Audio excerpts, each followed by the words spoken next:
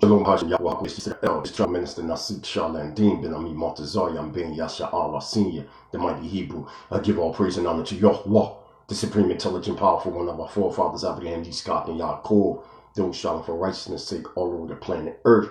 I say to the family, Shalom Aleichem.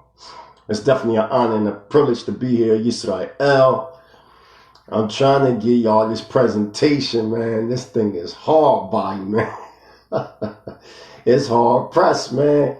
Like, you know, you got the powers that be that's really trying to stop us from bringing forth out this information. And we understand why. We definitely understand why it's a problem. You know what I mean? When you deconstructing, you know, false doctrine, then you definitely going to have problems. So I'm going to see if the people can hear me. So let me invite some people in. That's what I'm going to do. I'm going to invite some people in, see what's going down with the sound, see if the people can hear me. You know what I'm saying? And then from there, I can restart this presentation. Because like I said, I really don't want to do a presentation where people can't hear me. And what I probably have to do is, if they playing games, I might have to just record it and then from there reboot it or boot it up, you know, which will take a little bit longer, but you know how they go. I mean, you know, you got to do what you got to do to get the truth to spread out. So I want to see if the people can hear me. If y'all can hear me, please let me know that y'all can hear me, so then I can start the presentation over again. Even though I don't want to start it over, but I don't have no choice but to start it over because, matter of fact, can y'all hear me now? I mean, this is crazy, man. Yo, Metiyahu, saying I'm still chopping up. So this is what I'm going to do. I'll see what I'm going to have to do. I'm going to, you can hear me now? Okay, y'all, okay. You can hear me, Elder Qanath? All right, tell me again. Let me know if y'all can hear me. I'm really going to go in on these dudes now. Can y'all hear me? All right, because, you know, Qanath saying, Cain, El Boogie, can you hear me? I want to make sure that the family can hear me now. Because, all right, are everybody saying they can hear me now? Oh, mine is chopping. Okay, then it's saying I'm clear. All right, cool. Hallelujah. Okay, I need one more person to tell me I'm clear, and I'm about to go in on these cats, man. Let me know. It's my end. Oh, it's your end. All right. Yeah, man, because I'm like, hold up. But it was chopping, though. People was saying, beside you, it was chopping. But everybody now, it's clear now. Okay, I'm getting a thumbs up. All right, let's do it. Hallelujah. Giving all praise and honor to Yahweh, the supreme, intelligent, powerful one of our forefathers, Abraham, Yitzchak, and Yaakov, those striving for righteousness' sake. Let's get it, Israel. Shalom Aleichem. Everybody invite everybody. I'm about to smash this fake-ass Canaanite armor. Yeah, I'm on your top angel Watchmen. This the mighty Hebrew. Yeah, I'm on y'all. So I'm up here. I'm watching this video that F.O.P.E. Israelites put up, Jose Vera, with the other brother out there in Canada. They do a presentation, right? So I'm sitting up here, man, the bottom lip of mine, I'm biting on it so hard. I'm like, why don't the brother just go in on this dude?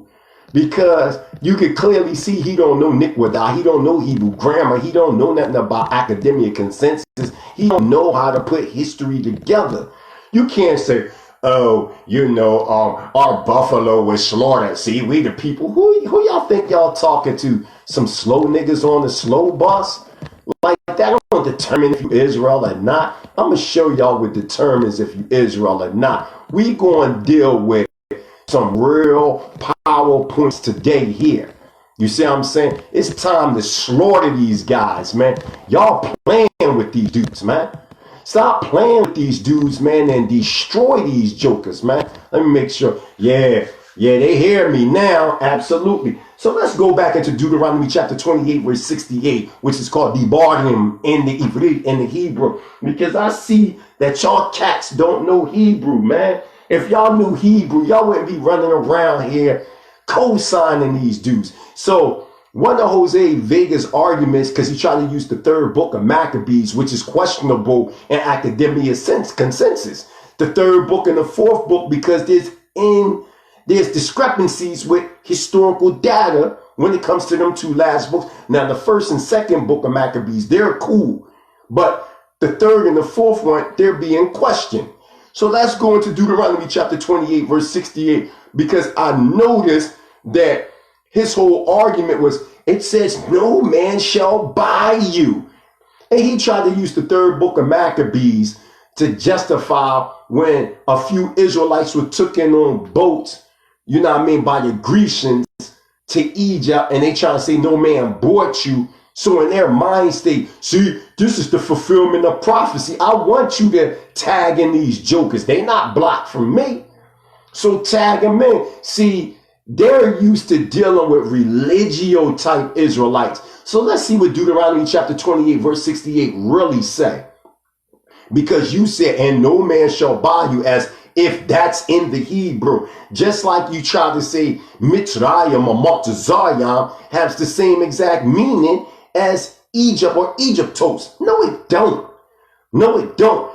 The word Mizraim is a compound Hebrew word that defines the embankment of the sea or over troubling waters. Mizra means troubling, a place of depression or something that's troubling. Yam in Hebrew means waters. It's a plural. Anytime you got a meme in the Hebrew, it defines pluralization. You're supposed to know that. So now when it talks about going back into Egypt again, it's talking about going over troubling waters. It's using Kemet or Egypt or Mitzrayim, the historical Egypt, as a metaphor, talking about the next captivity we go to would be a similar captivity. It's not talking about the physical Egypt. You try to argue and try to make it seem, see, this is talking about the physical Egypt, that they will go back into Egypt. Who you think you talking to?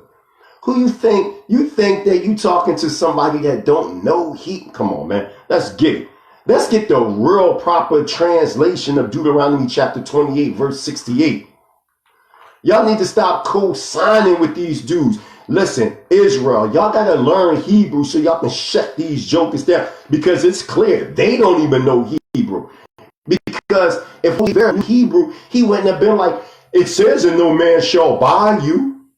You know that it don't even say, they use the word shua in the Ivrit, which means no one shall save you. No man shall redeem you. That's what it says in the actual Hebrew. The King James version, that was a mistranslation. But you trying to play these games and trying to bring forth history based upon a false mistranslation. That's what you trying to do. Let's read it in its proper context. And to prove what I'm saying is true, because right in the same verse, it says, and thou shalt see it no more again, and there you shall be sold into your enemies. How you going to be sold if no man bought you? You see how stupid he sound? Let's get it. It reads on this wise. And Yahweh shall bring you into troubling waters by way of ships, whereof I spake unto thee. And you shall see your land no more again. And there you shall be sold into your enemies for slave men and slave women, and no man shall redeem you. It don't have nothing to do with no man shall buy you. That word is an old English word defining redeeming. Because why in ancient times, when an Israelite would be in debt or something, they would go into servitude or whatever the case may be, that your Hebrew brother or sister can buy you by the way of redeeming you through payment. It has nothing to do with what he's trying to convey, man. Stop the lies, man. So your whole argument of Maccabees chapter 3, Jose Vera, was based upon a mistranslation. You took a mistranslation, and which is Deuteronomy 28:60, and this is not to step on anybody's toes that deal with the King James version. I'm just telling you the Hebrew facts that Deuteronomy chapter 28 verse 68 in the King James version It was a mistranslation. But if he would have only went into the Hebrew, he would have known not to try to use that as a historical reference to convey Maccabees or third book of Maccabees. Because now, once a couple of words are put in its proper order, Repa language came back to us in a different tongue. Yeah, all right. So now we know that Egypt, okay, and Mizraim is two different meanings. He on the joint talking about, oh, this is the same meaning. It's the same meaning, bondage. It's the same meaning. No, it's not. No, it's not, dude. It means over troubling waters. That's what the word Mizraim means, or the embanker of the sea. Why? Because Menes the first, who in fact is Mizraim, was the one that embanked the Nile River system. You don't know history, dude. You are a Facebook, YouTube, social media junkie. You're not a real historian. Real historians know that the original Shemites were Negroid people, man. This is a fact. We're going to get into that in a second, but I'm going to keep it in order based on how I originally gave this presentation. So we see right here in Deuteronomy chapter 28, verse 68, it's not defining what you try to convey. You try to make it seem like, oh, and no man shall buy you. See, that's prophecy. That's not even in the Hebrew text. So how you using it as a prophecy when it don't even mean what you trying to convey? Why are you lying to people trying to make it seem like that's history and it's not? Then you're going to sit up here and say, see, they went into the physical. No, Deuteronomy chapter 28, verse 68 is speaking metaphorically that we will be in a similar captivity as we was in 1446 BCE at the end of the 12th dynasty in Qanath. You would have known that, but you try to make it seem like, oh, this is talking about the physical Egypt. You're dumb, man. You're dumb, dude. So now, let's go into the book, Israelites and Jews, The Significant Difference by Kohen Mikael ben Levi. I used to bodyguard, me and Dr. Moray, Yoel ben Yisrael. We used to guard Kohen Mikael. He's the one that found what you know as the Hebrew family or the South American jurisdiction of the kingdom of Yah. Give a shout out to Kohen Mikael ben Levi, a real Levite priest. Okay? Not that dude that you call in Qanath. He not no Levite priest. Come on, let's get it. So we in the chapter, the history of ancient Israel. They fall in the dispersion through Africa. That's where we at right now. Okay? So we here. I'm going to show y'all a picture. So we here right now. Now watch this. Let's get into the fact. Everybody spread this. Spread this right now. Y'all need to stop playing with these dudes. They are enemies. Physically, mentally, psychologically, morally. All that. They not us, period. Period. We at war with them. Period. So stop giving these people fudge sickles, man. They not us. Stop playing with. They calling us Canaanite dogs, talking shit about our sisters, all that. It's war. However they want it. So now, let's get it. Watch this. Greece was overshadowed by Persia for many centuries. The Persian Empire was founded by Cyrus the Great.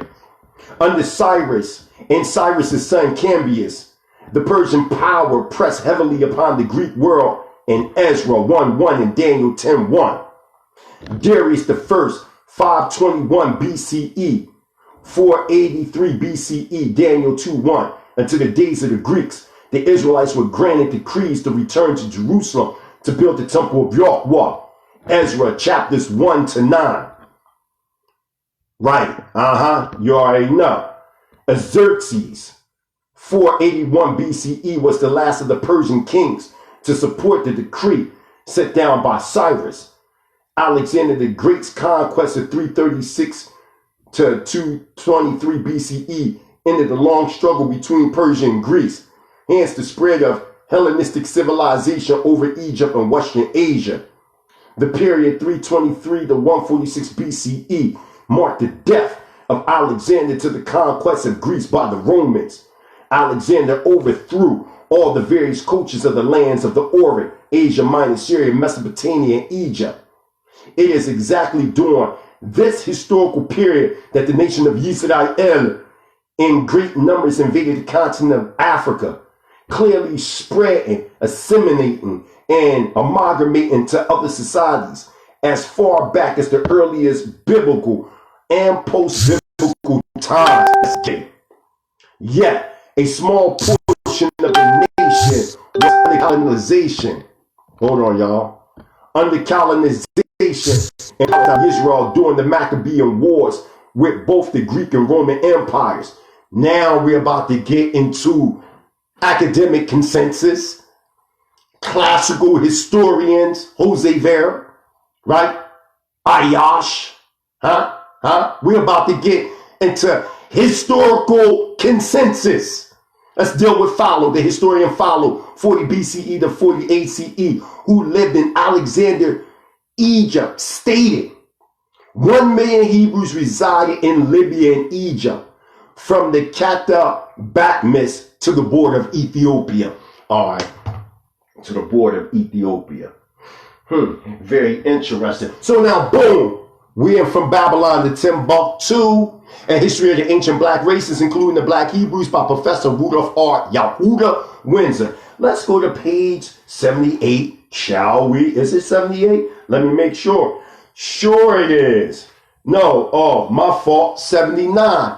Let's find out what it means in Zephaniah chapter 3, verse 10. And is it going to coincide with Philo? See, when you talk about prophecy, it has to coincide with some real academic, classical historians. We ain't talking about contemporary historians, people of the day, the Dark Age, because we know the Dark Age from the 5th century AD or ACE to the 15th century, right? And then you had the Beaujeu family through the whitewashing during the Renaissance.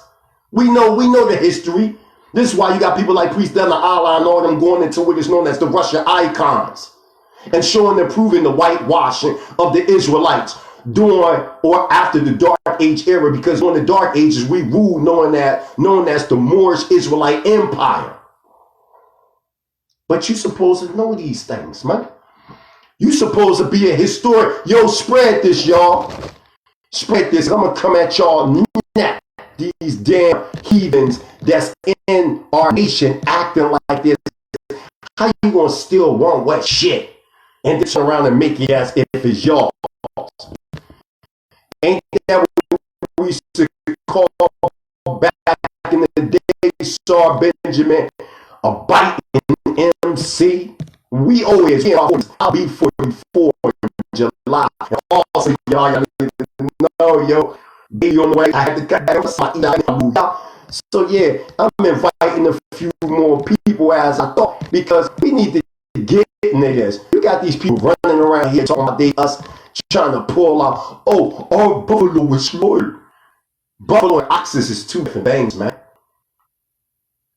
Oh, the prophecy from Deuteronomy chapter 68, verse 15 to 63 is talking about us and our land. It has nothing to do with the Americas, bro.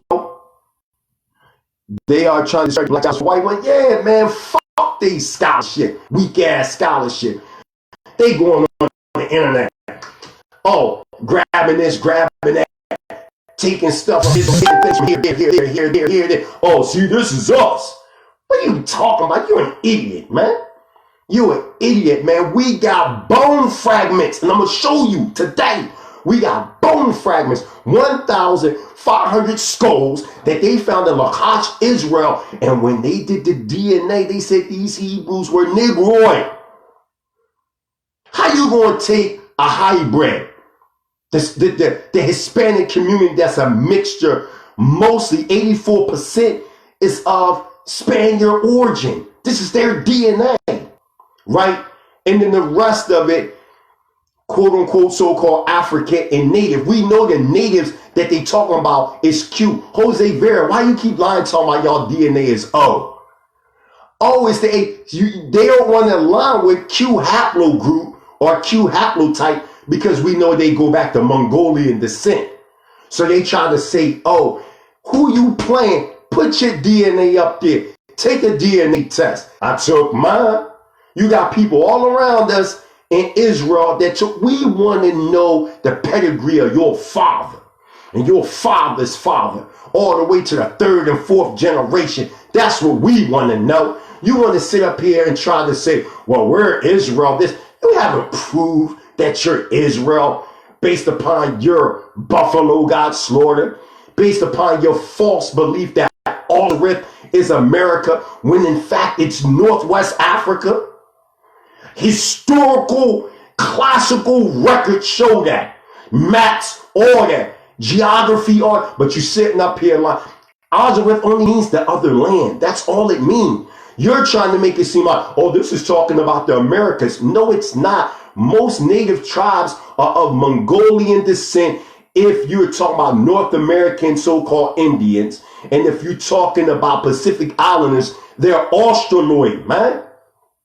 This is easy to look up. This is not hard no more, man. Now, watch this. We in Babylon to Timbuktu. Page 79, Black Civilization in Africa. By the time the prophet Zephaniah, about 630 BCE, Ethiopia and the adjacent lands of Uganda and Kenya were swarming with black Hebrews. Stop right there for a second. He mentioned Uganda, correct? Oh, okay. I just want to make sure we all hearing the same thing. So I want to go into this book right here I got. Let's see. I want to read from this book. Hold on, let me get it. Because these guys, right here, let's go into the book. It's called White and Black in East Africa. Page 248 by Herman Norton. It says, speaking of Uganda to the west of Lake Victoria and northeast of the Virgin Congo, it has an organized native government with a tradition of 33 kings and a legendary line that traces back to King David. Interesting. How is it that in Ugandan tradition, they have a line tracing back to King David? We have Zephaniah chapter 3, verse 10 talking about we will go beyond the rivers of Ethiopia. We also have a classical historian, Follow. I ain't even getting to the rest yet, but we speaking of Follow right now, saying that you have over 1 million Hebrews that was living in Libya all the way to the borders of Ethiopia. What are you talking about, dude? Watch this.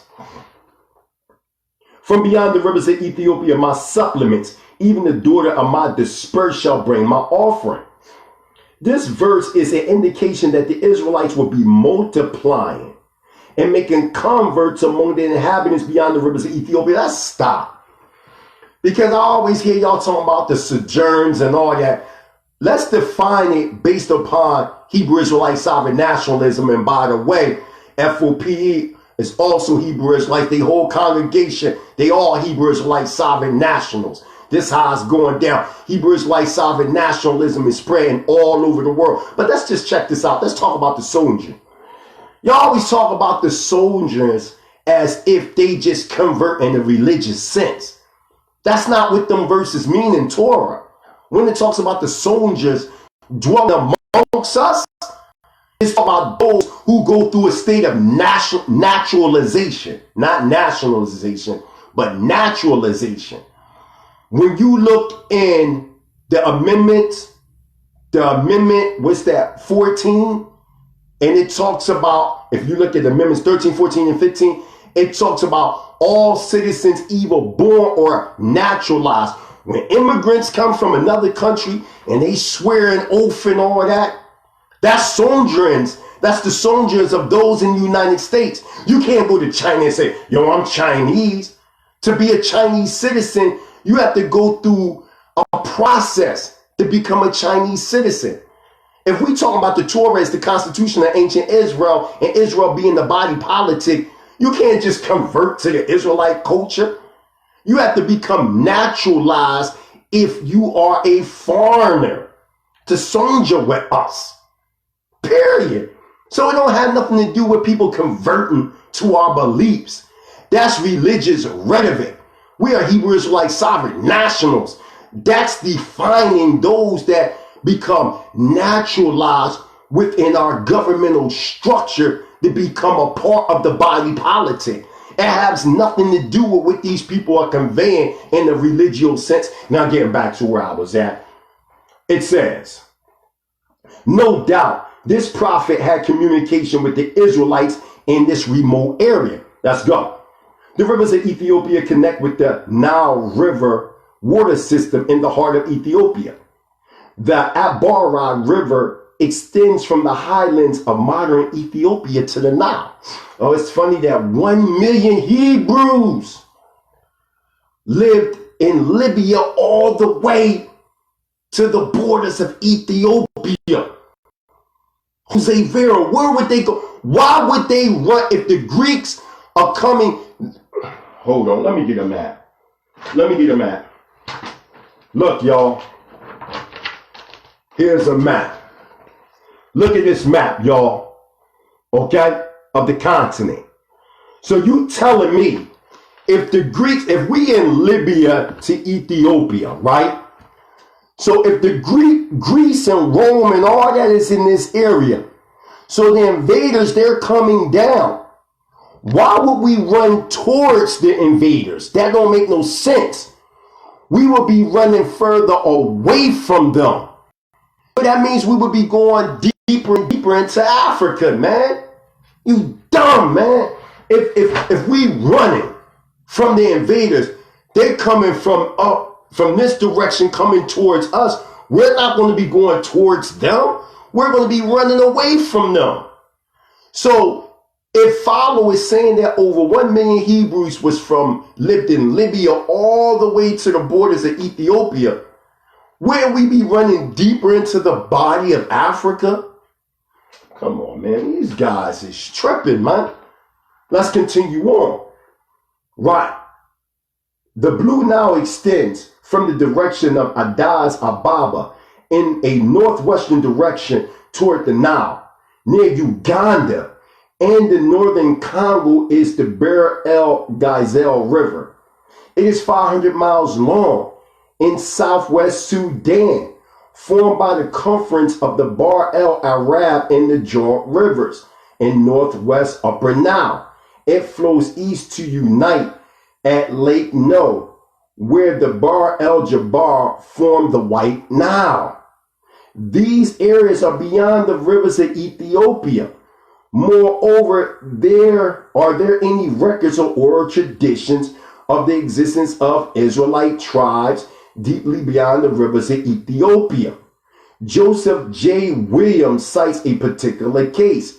He said there can be little doubt but that somewhere in the dim past, by the way, probably of Abyssinia, meaning Ethiopia, right, a wave of Hebraic culture penetrated to the Lake District of East Africa.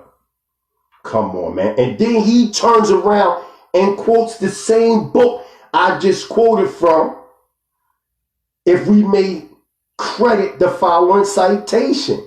Speaking of Uganda to the west of Lake Victoria and northeast of the Virgin Congo, it has an organized native government with a tradition of 33 kings and a legendary line that traces back to King David. It is a proud history. The legends tell of the Uganda people crossing the Nile, remember, beyond the rivers of Ethiopia, centuries upon centuries ago, and subduing all tribes whose country they traverse. They claim the highest native civilization in Africa. Come on, man. Come on with the crap, man. Come on with the crap. So now, let's look at some of the images since we quoted Follow.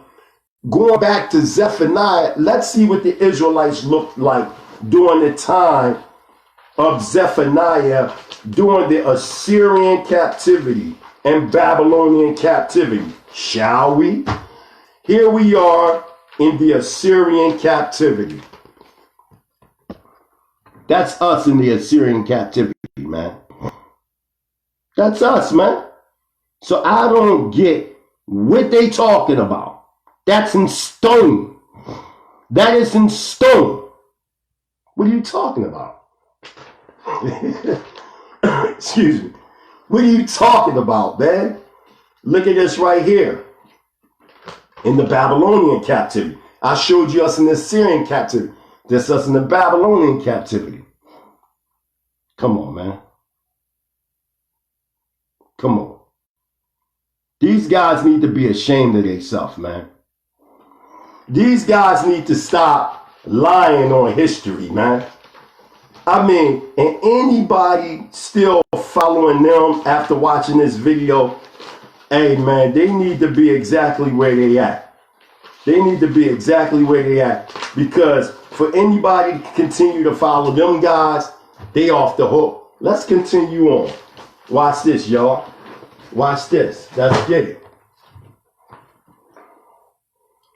Check it. E. Sklerner in Lost Tribes of Myth says, there was a period over 600 years between Zephaniah and Philo. See how we still dealing with academic consensus? See how that Deuteronomy chapter 28 verse 68 don't mean what they saying? It don't say, and I shall bring you back in Egypt with ships. It says, I will bring you over troubling waters and ships. Because Mizraim means troubling waters. It don't say no man shall buy you. No man. It don't say that in the Hebrew. It says no man shall redeem you. No man shall save you. So that whole argument that Holy Vera tried to use with history to justify no man shall buy you, it don't say that in Hebrew, dude. But I thought y'all knew Hebrew. But it's funny though. Y'all, you know what's crazy, y'all? Y'all got these ancient Hebrew names, right?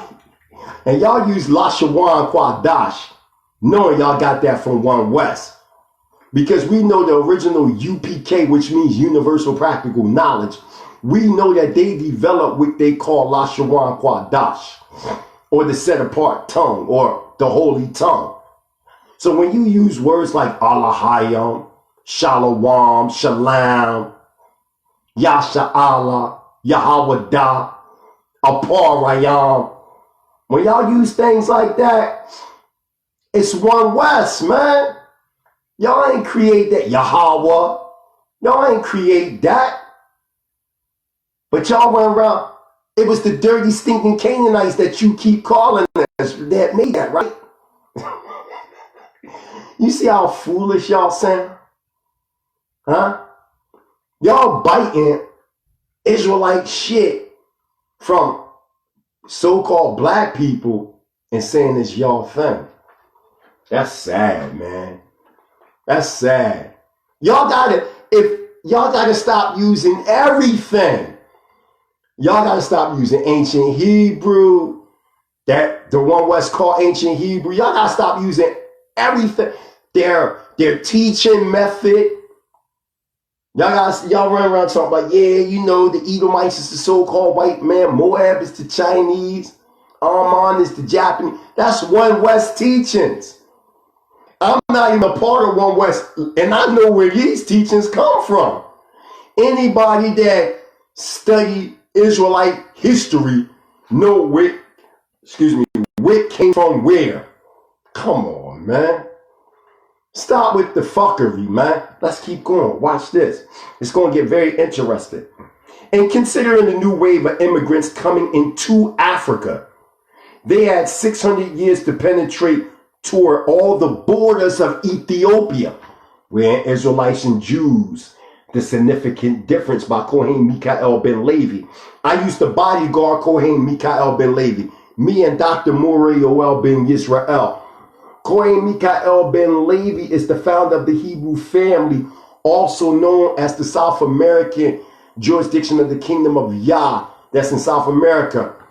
He's originally from Brownsville, New York. Yeah, the 12 tribe chart is garbage. Yeah, that joint garbage, man. Listen, he's originally from Brownsville, New York, okay? And back in 1978, Him 78 Israelites left and went to South America. And now they got a big community that's a part of the KOY in Dimona, Israel. They are an extension of that. Okay? And they have a jurisdiction out there, and there's thousands of them, and they communal live. Okay? Let's continue on. Watch this, y'all. Let's get it. Hebrewisms was detected by the inscriptions from the Egyptian border westward across North Africa to Margentinia, Northwest Africa. Watch this. The Greek historian and geographer Strombo in 63 BCE to 24 CE wrote concerning the Hebrews in Libya. Now, these Hebrews already have gotten into all cities, and it is hard to find a place in that habitable earth that has not admitted this tribe of men and is not possessed by it. And it has come to pass that Egypt and Libya, as having the same governors and a great many other nations, imitate their way of living. The Israelites were not only fleeing from the pursuing enemies, but also from the curses mentioned in the book of Deuteronomy, the 28th chapter, which Yahweh said would pursue and overtake them until they were destroyed. Moses, Isaiah, Jeremiah, or which you would say in modern Hebrew, Moshe. Some say Masha. Yeshayahu. Some say Yeshaya, Isaiah. Yeram Yahweh, which is ancient Hebrew, or some say Yirmiyahu, Jeremiah, right? And many other prophets of Israel have forewarned them of the consequences of forsaking and breaking the covenant of Yahweh, who had delivered and brought them out of the land of Egypt. Leviticus 26:14-46, Isaiah 3:1-26, Jeremiah 6:1-31, and 1-34.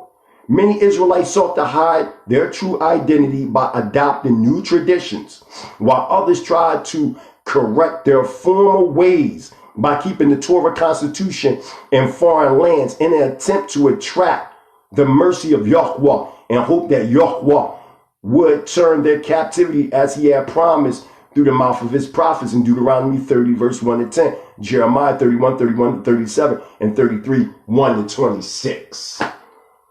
This is a good book, y'all. Israelites and Jews, The Significant Difference, by Kohen Mikael Ben Levi.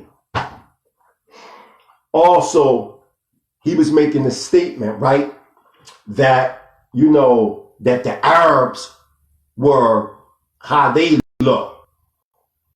Now, what tickles me is that the Hispanic community is a hybrid amalgamation that was developed 500 plus years ago. You cannot compare that to ancient nations back then that was developed from a progenitor versus a hybrid nation that was developed from many progenitors. Or put it like this, we're not even going to say progenitors, but many descendants that came from previous progenitors. Can't do that. So what I'm going to do is I'm going to show y'all two books. This book is written by Dr. Wesley Muhammad, known as True Islam, Black Arabia, and the African Origins of Islam. Excellent book. Excellent book. A must read. Okay. Also by the same author, God's Black Prophets, Deconstructing the Myth of the White Muhammad of Arabia and Jesus of Jerusalem. Okay. Now I want to show y'all something out of here. Now, he was saying, right, about, oh, and by the way, if y'all try to say, oh, the images of the Israelites, that's fake. Well, I got here, right, plates 5 and 6 on the Lakash reliefs in the British Museum. Israelite prisoners are shown being sent into exile and flogged alive by the Assyrians. Here it is. And this backs up 2 Kings chapter 18, verse 13. There it is, y'all. So we actually got this stuff in stone. So don't play games. because we got this stuff in stone, man. You playing games. So I want to show y'all something, okay? I want to show y'all something because I keep hearing, well, you know, the Arabs, they were white and such and such and such and such and such, right? So what I'm going to do is I'm going to go into the records of Muhammad ibn Abdullah's family. And there's a chapter in here known as the prophetic family. Here it is right here. And let's see with their records, the children of Ishmael with their records say what Muhammad looked like and the true Shemitic people. Let's see what they say. See, you want to run around here and talk about contemporary consensus, academic consensus. No, I'm going into the eyewitnesses, relatives of Muhammad. Let's see what they say. They say what they look like. Watch this. We're going into Al-Tabari, 923 CE, the famed Muslim historian and Quranic scholar, recording his Tariqa al-Rasul wa Mulak, the history of the messengers and kings. Watch this. This is what they say. And it goes into the authority of Abdullah bin Abbas, the cousin of Prophet Muhammad, the cousin of Muhammad of Arabia. We going to his family, man. You talking about, man? You all these games you playing, I'm gonna shut you down, man. Right here and right now.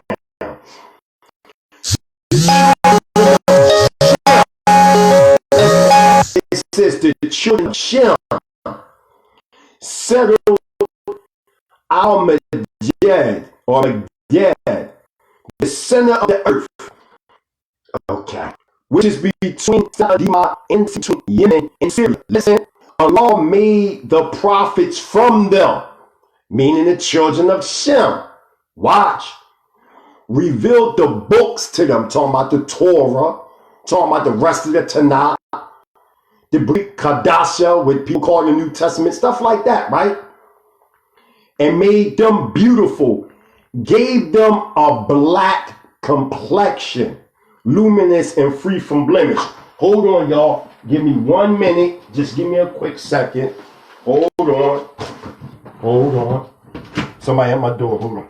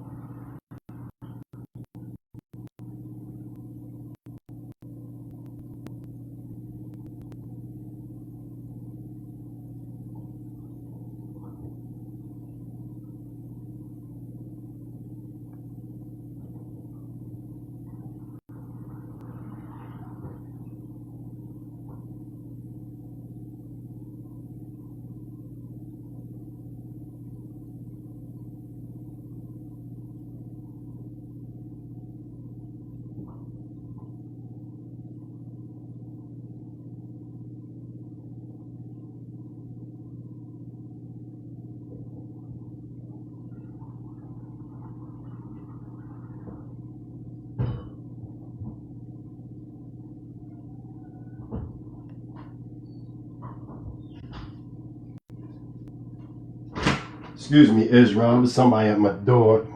I'm sorry. I'm back though, y'all. All right. So now I'm back in effect. All right. So let's get it. All right. So listen again. It says that that Allah made them beautiful, gave them a black complexion, luminous and free of blemish. So basically they saying they look like us, but they were radiant. Like, you know how you might hear the old saying, cats come home from prison, they be like, damn, you got a glow to you. That's all it's saying when it's saying we were luminous without blemish. Watch this. It says, the children of Ham settled in the south, along the course of the south and west wind.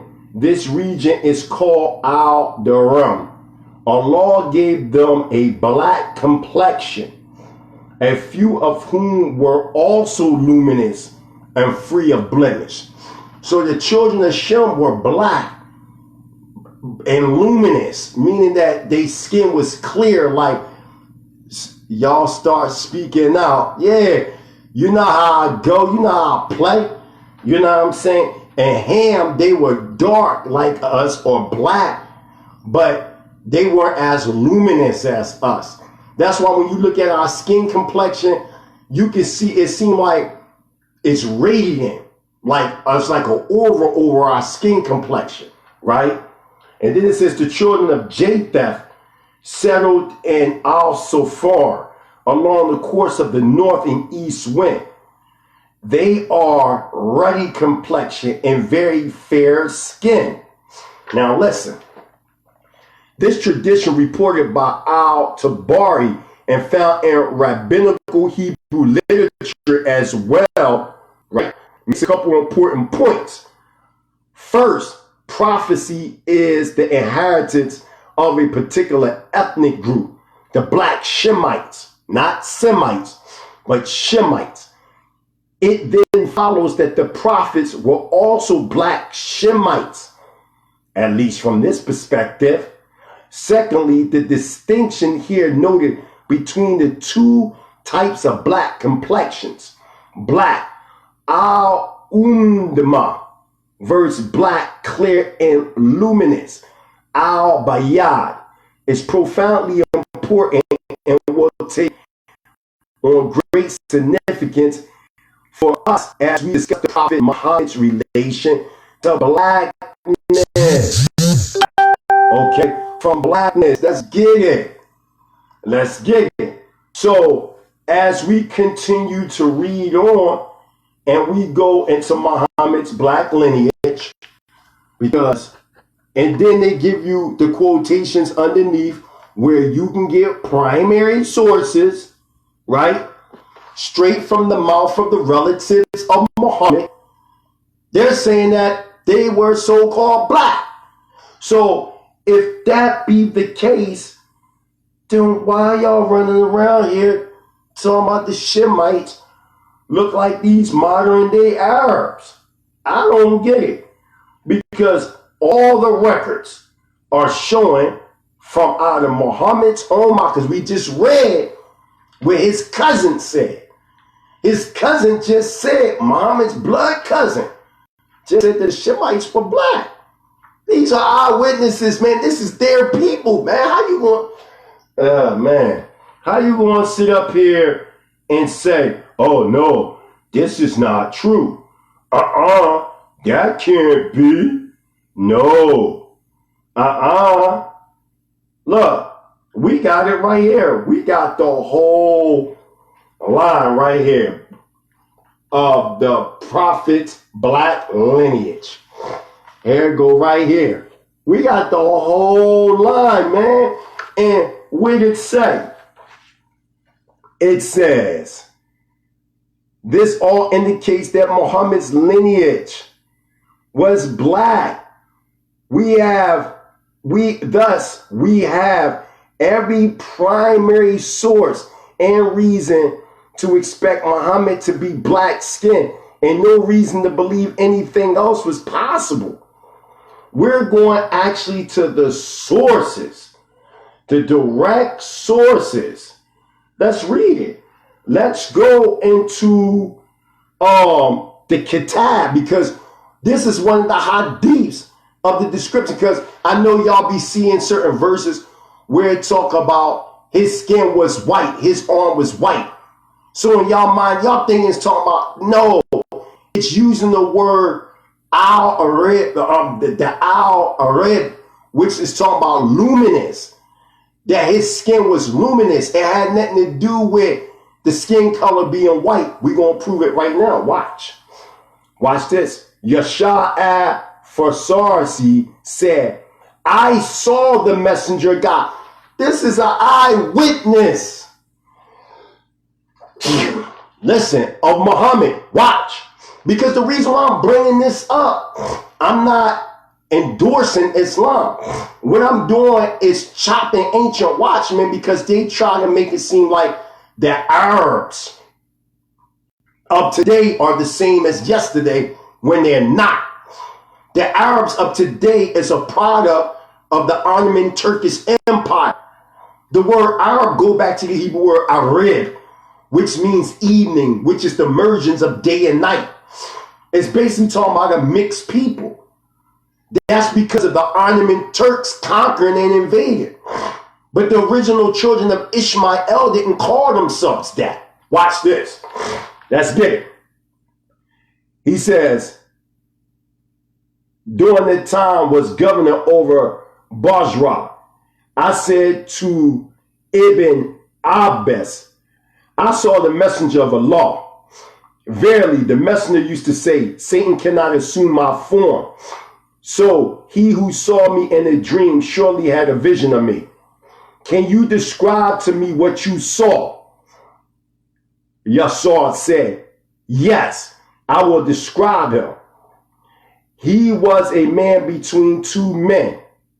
His body and flesh were brown and blemish free with a sheen, smiling eyes, figures, and his face beautiful.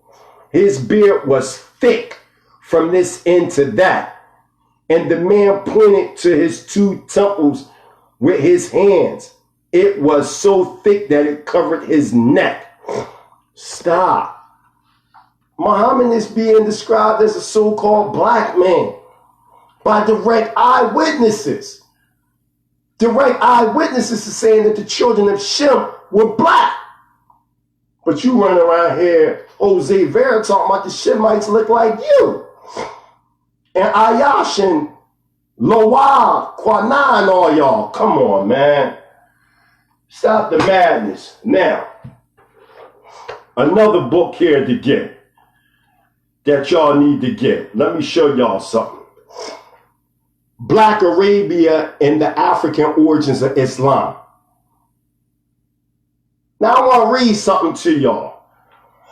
I want to read something to y'all so y'all can hear and see the facts. Now, these are different types of Arabs. Okay? Okay? So, we're going to show the difference between the original Arabs and the fake Arabs. Okay? The original Arabs are children of Ishmael. Okay? Hold on, y'all.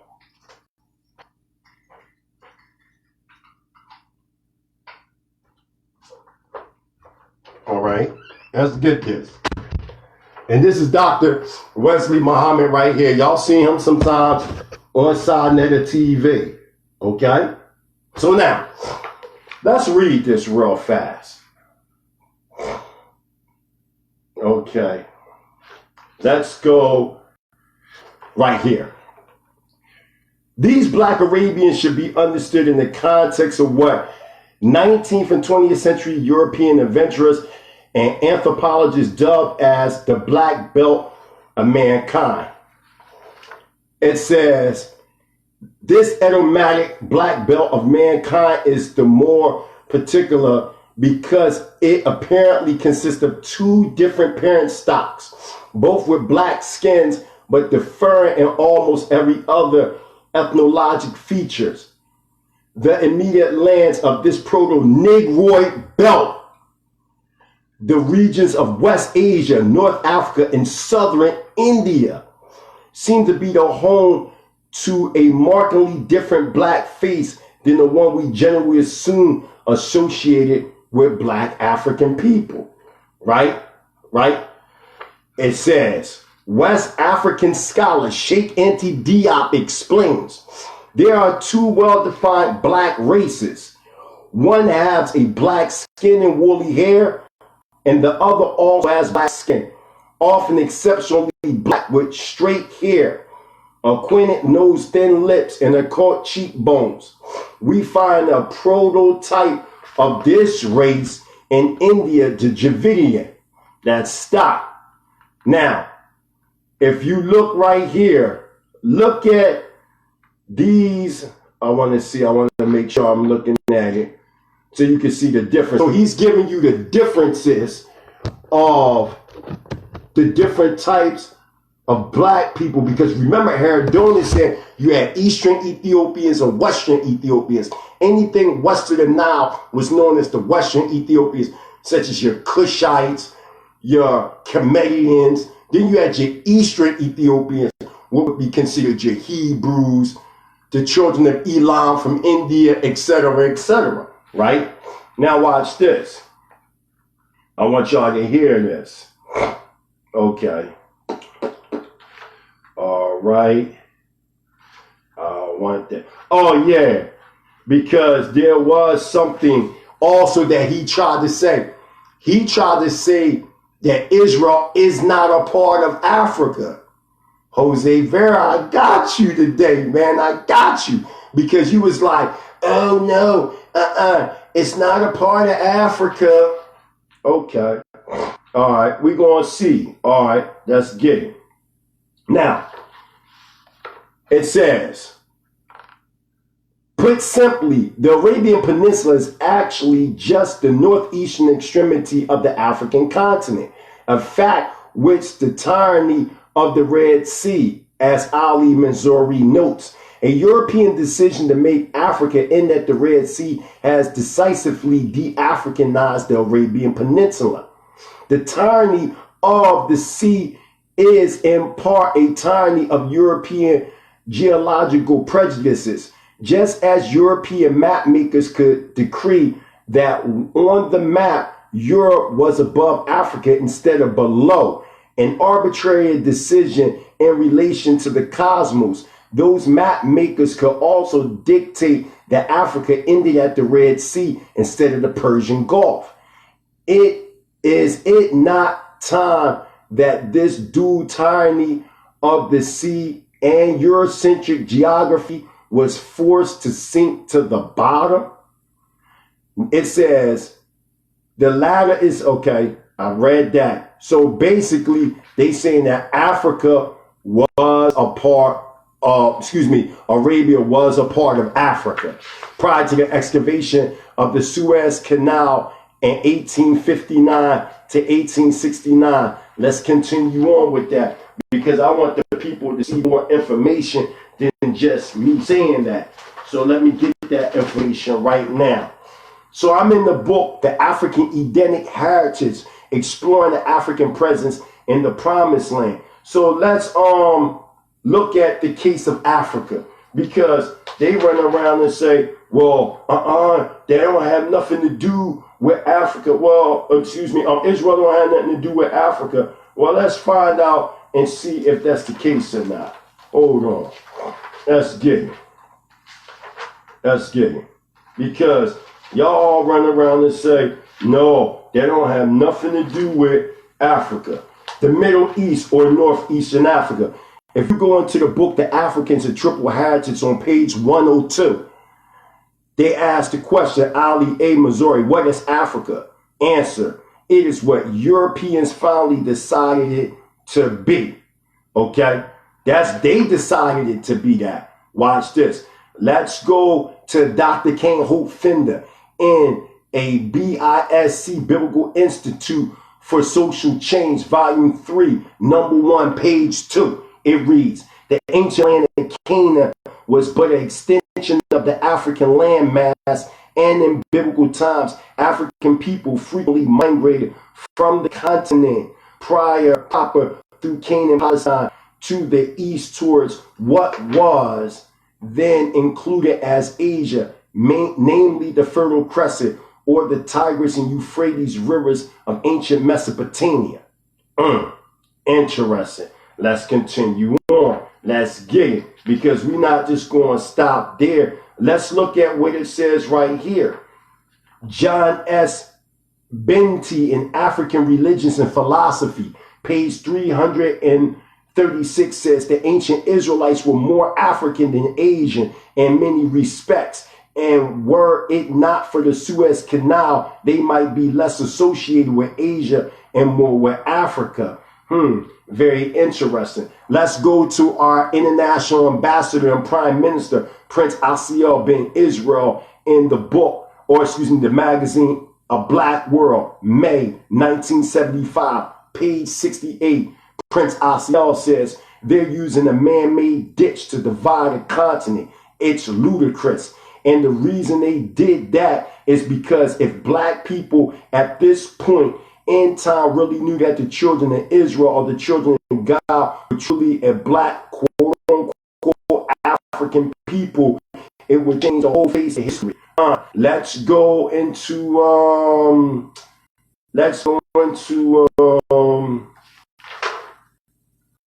Daniel R. Headrat and the Tools of Empires, Technology, and European Imperialism in 19th century, page 150 to 153. See, I'm coming at you on some real academic shit, man. That's what I'm doing to you. It says, no event of the 19th century was awaited with such fertile expectation, or celebrated with such drama and enthusiasm as the opening of the Suez Canal. Digging a canal from the Mediterranean to the Red Sea was well within the engineering knowledge of the time. The difficulties laid in the magnitude of the task and in the environment. To 1864, the digging was done by Corval laborers supplied by the Egyptian government under its contract with the canal company. During the most active phase of construction, 20,000 or more men worked for a period of 1 month, then were placed with another 20,000, including time spent traveling to and from the canal site.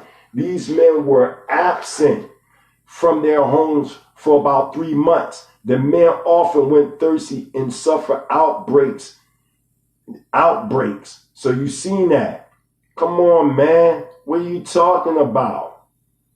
Come on. So we know for a fact that prior to excavation of the Suez Canal from 1859 to 1869, that prior to that, that was all connected. The term Middle East didn't come until 1945 when World War II war correspondents used the term Middle East as a code name. You supposed to know this shit, man. The word Middle East, that's new. That just developed in 1945. But you know better than us. So now let's get a little deeper.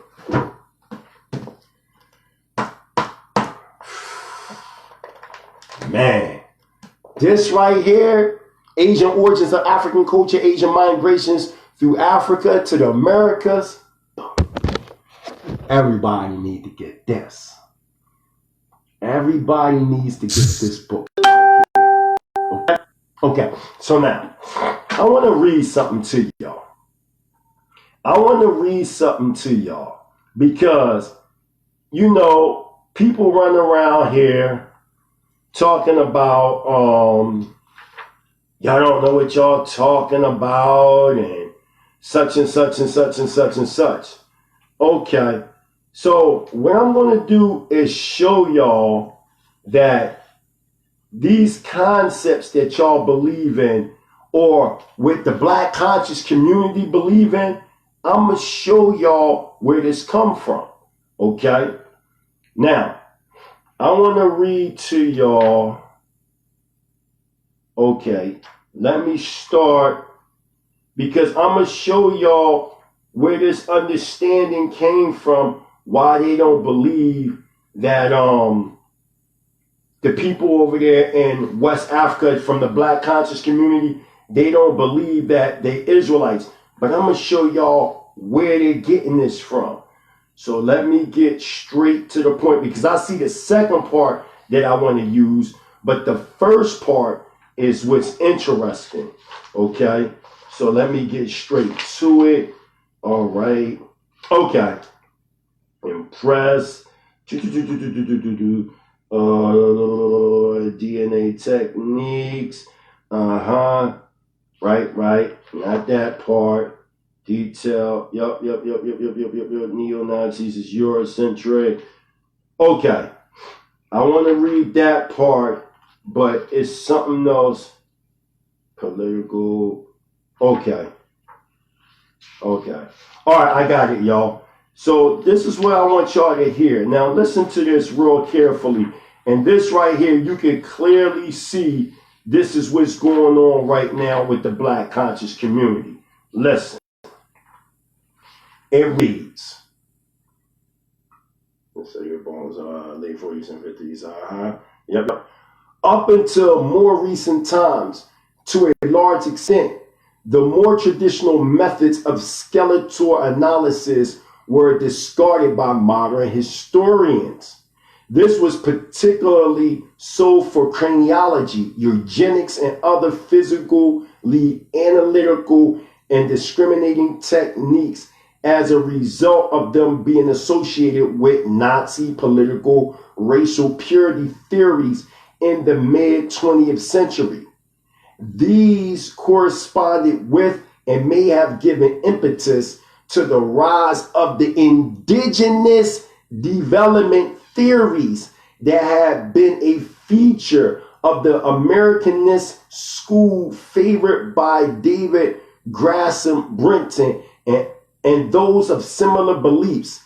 Indigenous development theories became a weapon in the hands of these latter, branding those who dared support such evidence for diffusionism as racist and Eurocentric, and as demeaning to the racial groups who inhabit regions where sites of cultural interest are found. Arguments in favor of indigenous development are still blatantly used today by their supporters, and particularly by those with political agendas, regardless of the validity of the research indicating the opposite. So all y'all running around here talking about, yeah, it all started in West Africa and there was no migrations and all that. Garfield say that, different other people say that. We're showing you where this argument comes from.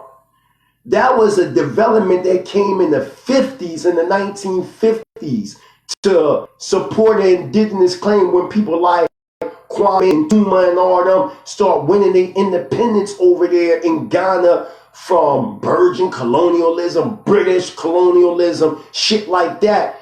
You had elders amongst the Akan, amongst the Ashanti, amongst the Dahomean, amongst the Yoruba, amongst the Fanti, amongst the Husia, amongst the Mendinka, amongst the Igbo, etc., saying, yo, we not from here. We migrated from Israel, northeastern Africa, into West Africa. And some of them even came before, by the way, the Assyrian Empire, and the Babylonian Empire, the Medo-Persian Empire, and the Greco-Roman Empire. They was migrating, right? Okay, so my point that I'm saying is the confusion is coming about when these quote-unquote so-called Africans start winning their independence. They was like, man, fuck that. We always been here. So you have a rift that's going on. You got those that saying, yo, we not originally from here. And then politically, you got those in power that's saying, yo, we've been here.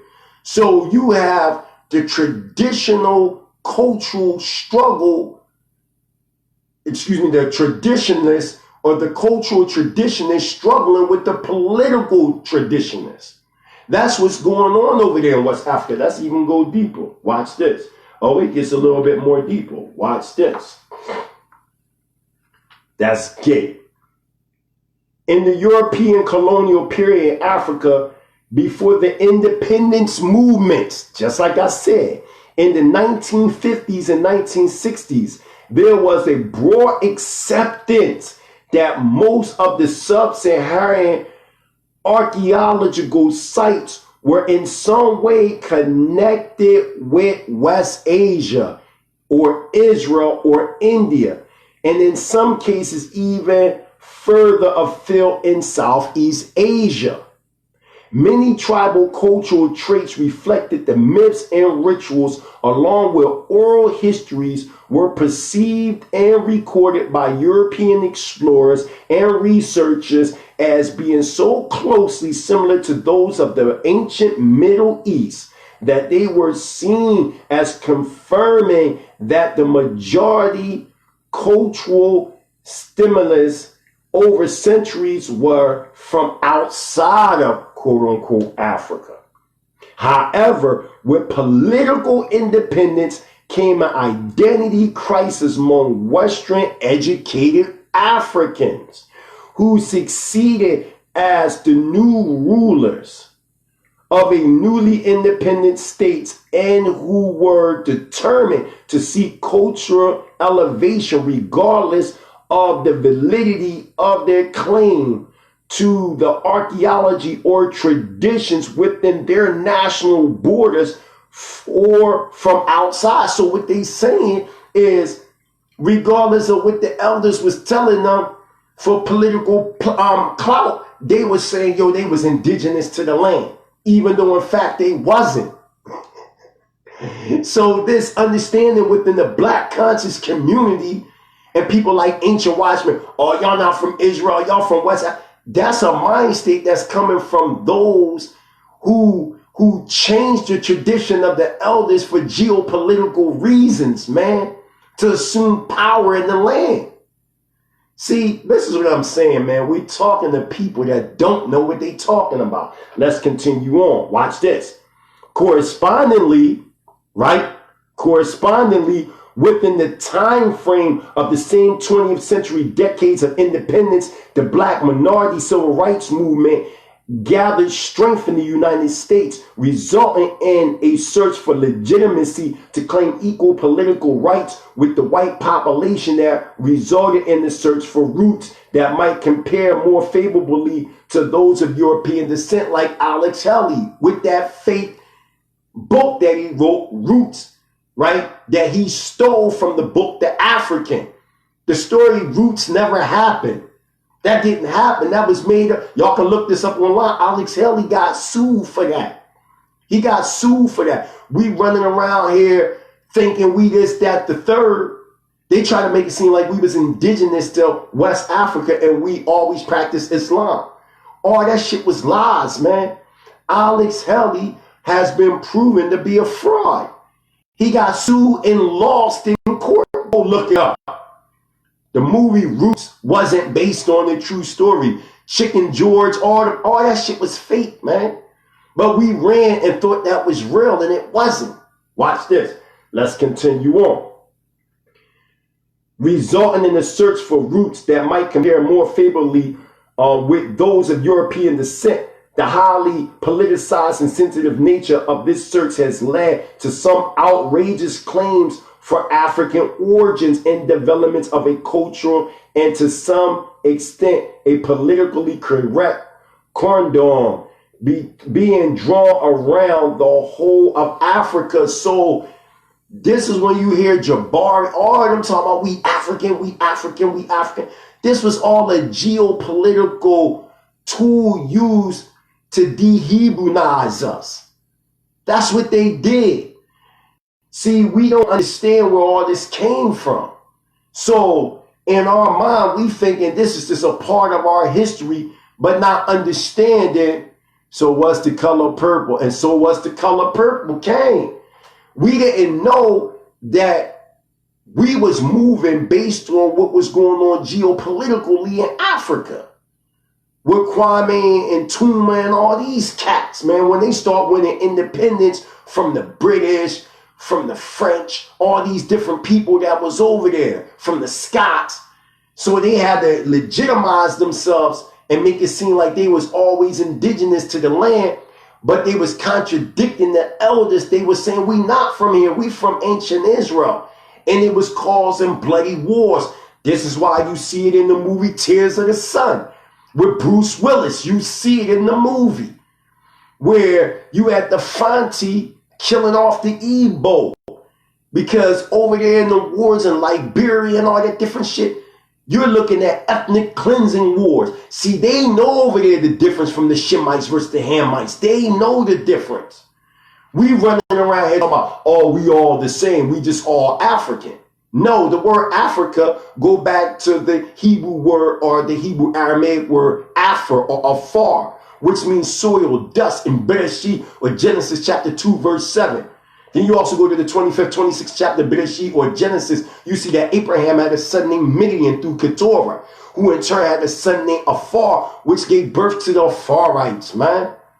So your original quote-unquote Africans are in fact Shemites, not Hamites.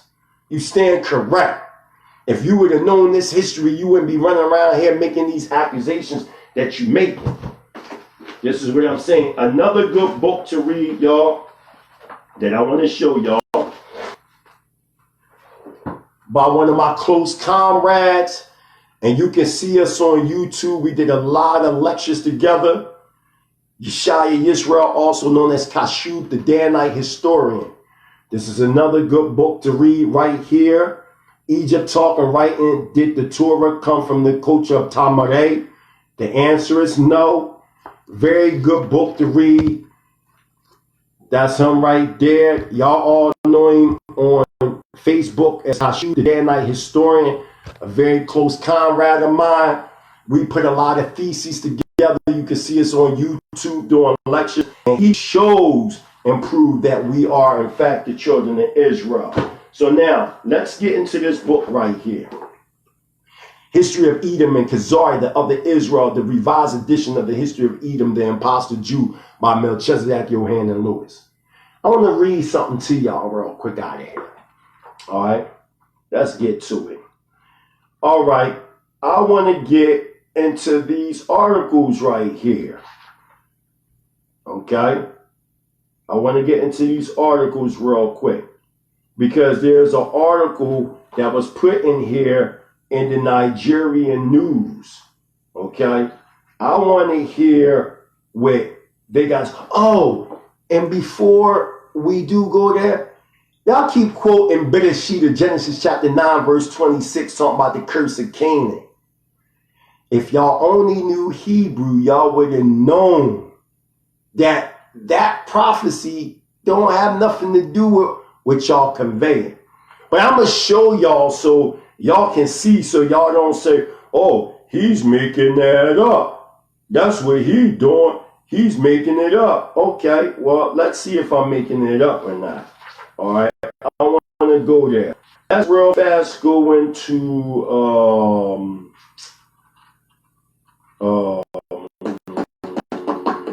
that right here is just showing the color of the Israelites. I want to go to Canaan's curse, or the curse of Canaan, because that's what they always talk about. Oh, y'all cursed this, that, the third, right? All right, so let's go there real quick. Here it is right here, so y'all can see it. Here it is. Japheth, dwelling in the tents of Shem. Excerpt from Canaan's Curse by Wesley B. Webster. All right. So let's get it, man. Y'all run around, y'all crazy as hell, man. Talking to people that don't know Hebrew. It says, Yahweh shall deceive Japheth, and he shall dwell in the tents of Shem, and Canaan shall be his servant, or shall be of service. Watch this. It says, the statement that Japheth would dwell in the tents of Shem tells us Japheth will literally occupy the land of Shem. Noah's prophecy reveals Elohim knew the Israelites will also sin and lose possession of the promised land. However, unlike the Canaanites, Israel's loss would not be a complete for failure because Elohim promised the land to Abraham and his seed forever. Their loss would be a temporary occupation of the land by the descendants of Japheth. So let's stop. You don't see this highly publicized migration of the Latinos returning back to the land of Israel. You don't see that. But you see black people leaving, so-called black people, like how we left in 1967, went to Monrovia, Liberia, stayed there for 2.5 years to break the nigger from us. And then in 1969, we wind up moving to Dimona, Israel. What you talking about? You can go right now to Dimona, Tallarat, Tobias. You can go to these places right now, Jack, and we right there. But when it comes to y'all, right? Hold on, I gotta put this plug in. When it comes to y'all don't have nothing, man.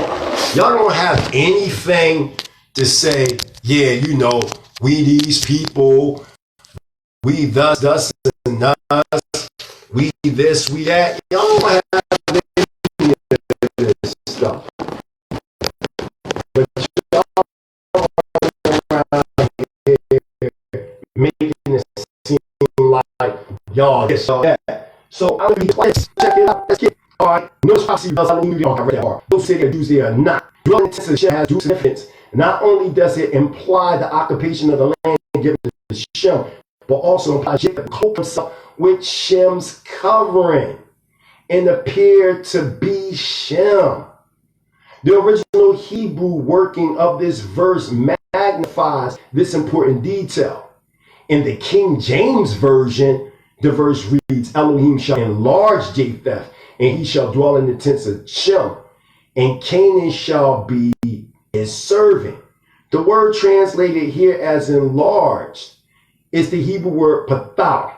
The Hebrew word pathal is used 28 times in the Bible. In every instance, the word conveys someone being deceived or enticed. Also, even though the Strong's Concordance and Dictionary lists enlarged as a possible meaning for this Hebrew word, we must realize that Strong's Dictionary only lists how the word has been translated in the King James Version. Oh, you say I'm breaking up? Okay, so I got to move it over here. Since you're saying I'm breaking up. All right, I'm back in effect, so this should be better. All right. So it says, okay, even though Strong's Concordance and Dictionary lists enlarged as a possible meaning for this Hebrew word, that Strong's Dictionary only lists how the word has been translated in the King James Version, not the Hebrew text. Come on, man. This is easy, man. This is easy.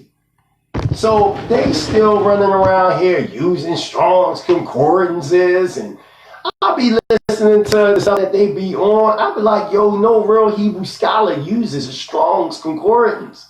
If you know Ivrit, why would, and you're not a Christian, why are you even using Strong's? That don't even make sense. Watch this. Let's keep going. So applying now the correct translation to Genesis 9:27, the verse reads, watch this. Yahweh shall deceive Japheth, and he shall dwell in the tents of Shem, and Canaan shall be in his service. Japheth shall be enticed and deceived in believing that they are the descendants of Shem. Many descendants of Japheth, the Khazars, for example, believe that they are Israelites. Most who believe this are deceived through some obvious.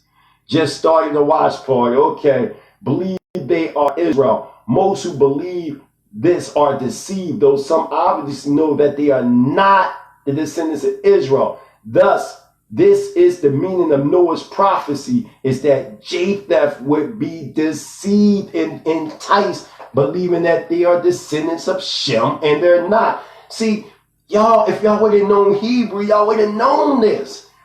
This has nothing to do with Japheth being enlarged. Also, watch this. I'm going to show y'all something. Because y'all keep running around here talking all this stuff about, the curse of Canaan and this, that, the third. Because you know Cain and Canaan is two different people. Another story, another topic. But y'all always bring this up about Canaan, right? Okay, so let's go to verse 26. It says, let's start at verse 25. And he said, meaning Noah, cursed be Canaan, right?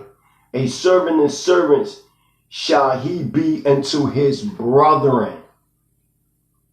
Okay. He shall be a servant to his brothers, right? Okay. That's cool. So who are his brothers? Who's Canaan's brothers? That's what I'm trying to figure out myself. Who's Cain's brothers? Okay, well, let's find out who Cain brothers is, right? Okay, so if Cain's brothers,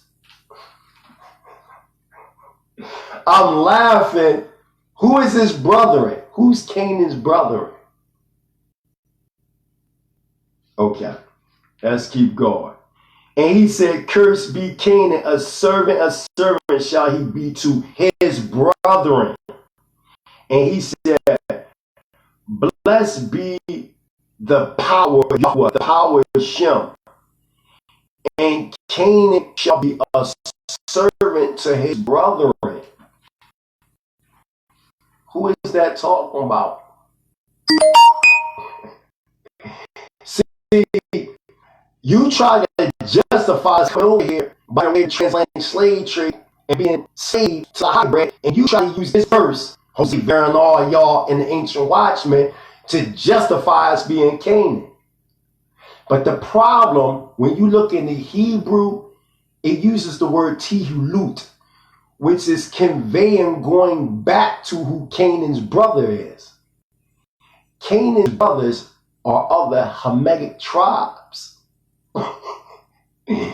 So that disqualifies us being the dirty Canaanites being enslaved by these hybrid Euro Gentiles, because he will be a servant unto his brethren, which is other Hamitic tribes. Remember, the Canaanites were enslaved. Now we talk the academic consensus. Remember, the Canaanite tribes, they were slaves to other Hamitic tribes. Remember, the Cushites, the Punites, the Chemaeans, all of them had the Canaanites in slavery. It didn't have anything to do with what you're trying to convey. You're trying to convey that it's talking about the children of the sons of Shem. But no, the sons of Shem is Shem, Ham, and Japheth. Okay? The brethren of Canaan is others that align through the line of Ham. It don't even have nothing to do with what you're talking about. He's going to be a servant of servants to other Hamitic tribes. You stand corrected. The Euro Gentile hybrid, they're not Hamites. Man, y'all foolish, man. Y'all foolish. Y'all foolish for even believing in the crap they talking about. Now let's go into this book right here, because this is the book that Garfield tries to use, and one of the books he's going to be using to try to justify we not Israel. See, I already see everything they doing. We got things we can rebuttal what they're saying. You got scholars saying this, we got scholars that say that. This is really easy math. So I'm going to read something to y'all. That they are high and they won't put it out in the surface for the people to see. Because once you start doing that, then it's going to be like, well, what's up with that then? And why they saying this? And why they saying that? So I want y'all to hear something, okay? I'm going to it right now. Hold on. Not the Igbos of Nigeria. Okay. Not the Tutsi Hebrews. Give me a second. Is this it right here? Nope, not that. It's a certain thing that I want to get to, because I feel as though he is challenging these guys. You know what I'm saying? And a lot of people don't know about this dude. And I think y'all should get his book. Matter of fact, let me go into the back of it, because they're going to name, his name is, what's the name of his book? Let me go to it. Okay, boom, boom, boom, boom. Okay, I would have to go into the back. What is his name again? He wrote this joint called, let me see. All right. Let me go to him real quick. Okay. So yeah, getting back to the point as to what I was saying, there's a man that's challenging the Afrocentric world, and he has a few books out that he's challenging the Afrocentric world and the mind state. And the crazy thing about it is, he's a European. And it's sad that you constantly got these Europeans rising up, challenging these people, man. So let me get to him, because I didn't know I was going to use his book just yet. But since I was looking at it, I'm like, you know what? Well, let me say something about this man, since he's being brought up. All right. So let me see. Where is this guy? Yeah, Drake. That's his name, Drake Lee. So let me go into the back, because now I got his name now. So I go to the back, I'll be able to find him now. Okay, so his name would be, all right, Drake Lee.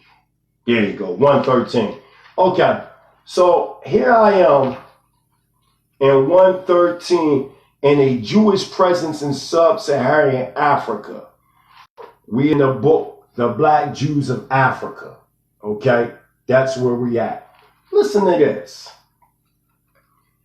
It says, the debate has recently been reopened. Drake Lake, a professor of African history at the University of Germany and Ancient Kingdoms of West Africa, Africa Center, and Canaanite Israelite Perspectives, 2004, uses unexplored sources and presents the development of the West African empires of Ghana, Mali, and Songhai from a new perspective of ethnogenesis. He maintains that the main clan and state structure of several West African kingdoms are based on the same dualistic pattern as that of the Canaanite/Israelite, and hence also Phoenician societies.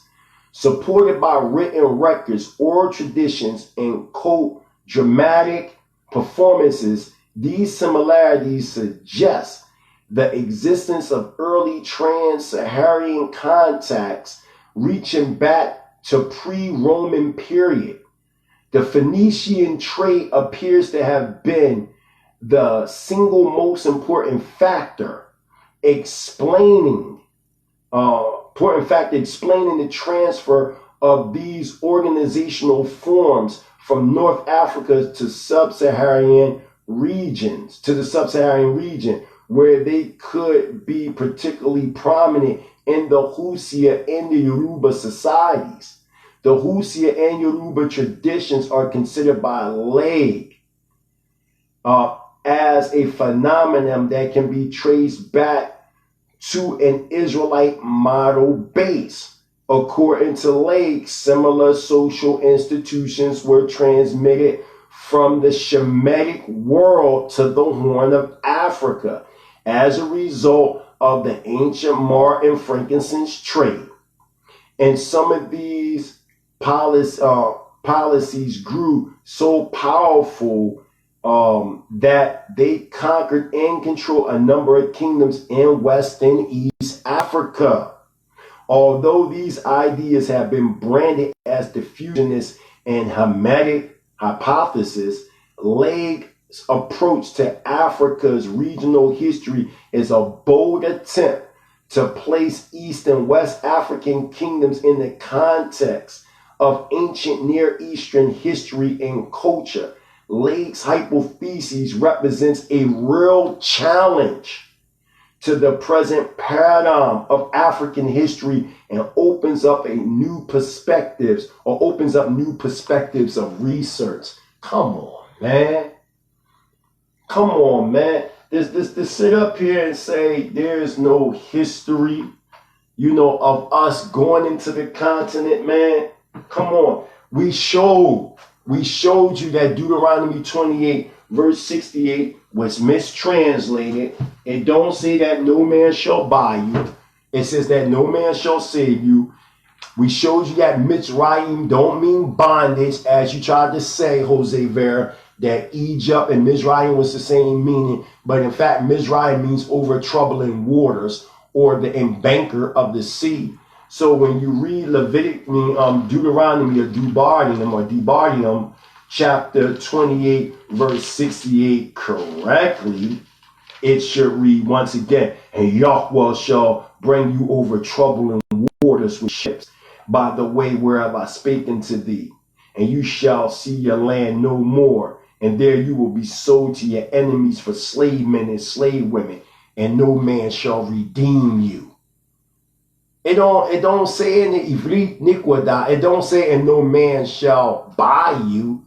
So when you try to create this whole historical premise of us being in Egypt and nobody brought us during the Maccabean Wars in Maccabees 3, it doesn't coincide with the prognostication that we just read from out of the Ivrit, from out of the Hebrew, man. Okay? It doesn't. I was going to get into this, but that's another topic.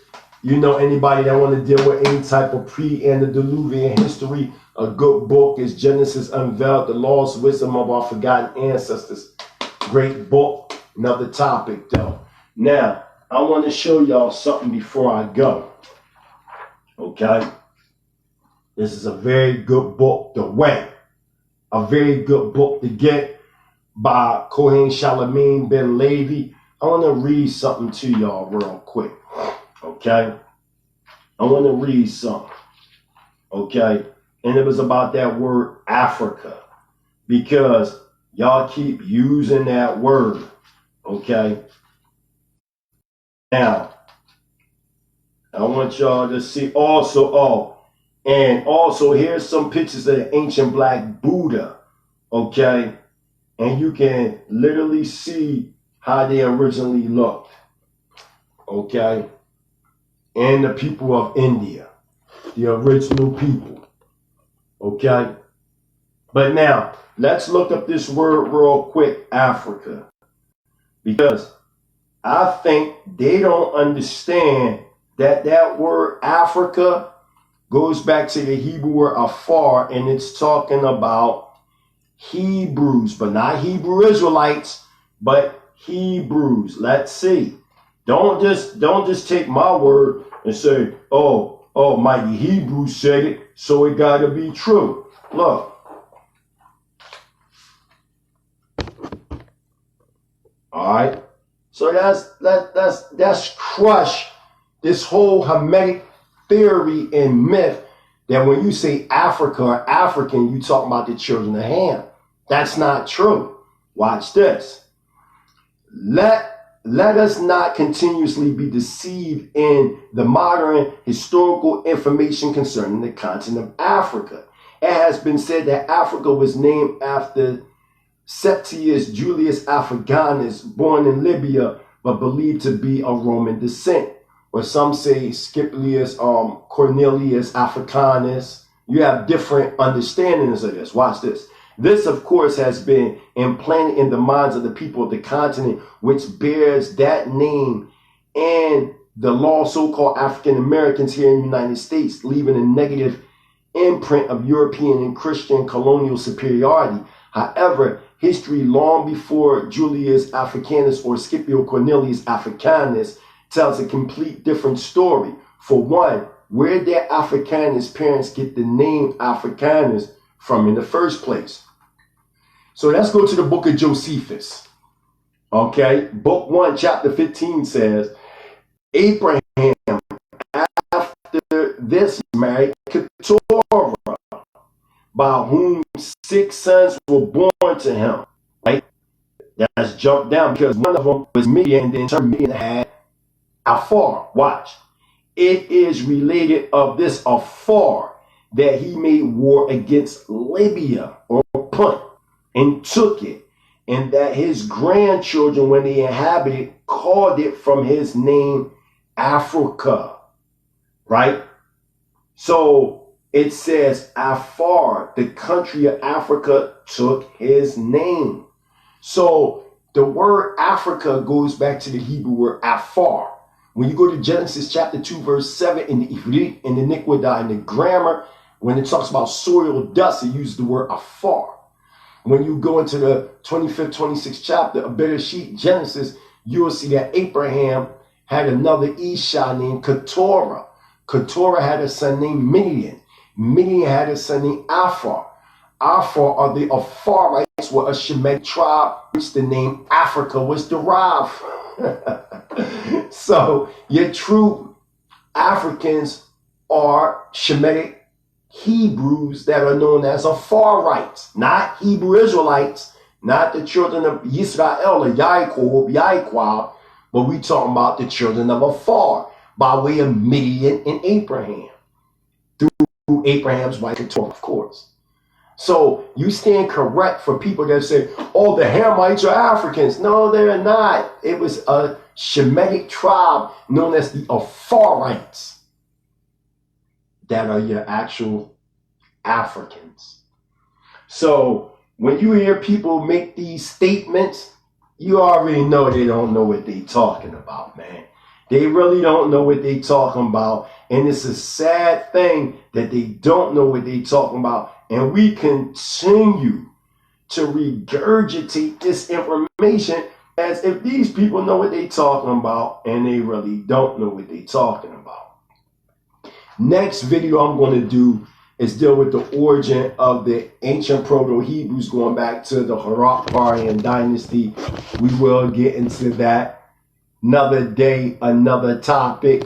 But I just melted these dudes, man. I gave y'all primary sources. I gave y'all facts. Let me give y'all some of the names of these books once again. You got Asian Origins of African Cultures, Asian Migrations through Africa and the Americas. This is a good book to read, which gets into the a deep historical understanding of the Israelites going into West Africa and different parts throughout Africa. It's a must get.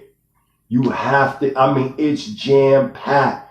You can see how different people looked in ancient times. Let me give you some of the illustrations, for example, certain pictures, different things like that. This book goes in. It goes in hard. Extremely hard.